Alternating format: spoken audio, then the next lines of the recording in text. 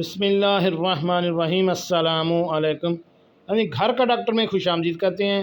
آج کی ہماری اس ویڈیو کا موضوع شوگر کے مریضوں کے لیے ڈائٹ چارٹ، ایسی باتیں جو ہر شوگر کے مریض کو پتہ ہونی چاہیے۔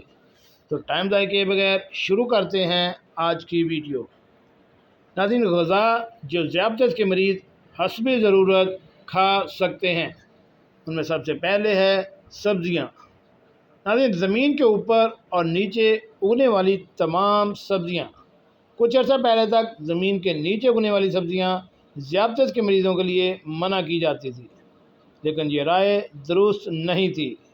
اس لیے اب سوائے شکرکنڈی کے ذیابطیس کے مریضوں کے لیے زمین کے نیچے اور اوپر اگنے والی تمام سبزیوں کو استعمال کرنے کی عام اجازت ہے، جس میں آلو بھی شامل ہے، لیکن آلو تل کر چپس کی شکل میں نہ کھائیں، بلکہ سالن میں ابال کر کھائیں۔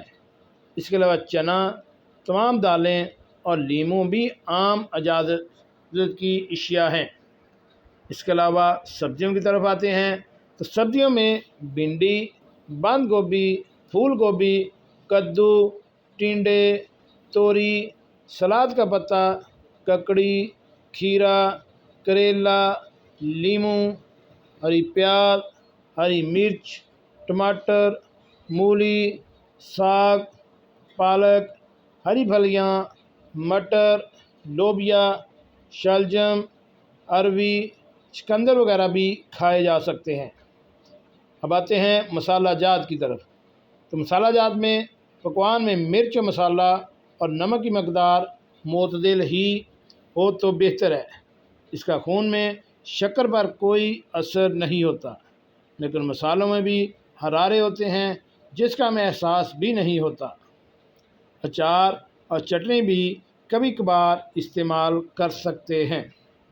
جی ناظرین، کیسے لگے آج کی ہماری معلوماتی ویڈیو؟ ہمارے چینل گھر کا ڈاکٹر کو سبسکرائب کریں اور ساتھ بیل آئیکن کا بٹن بھی پریس کر دیں۔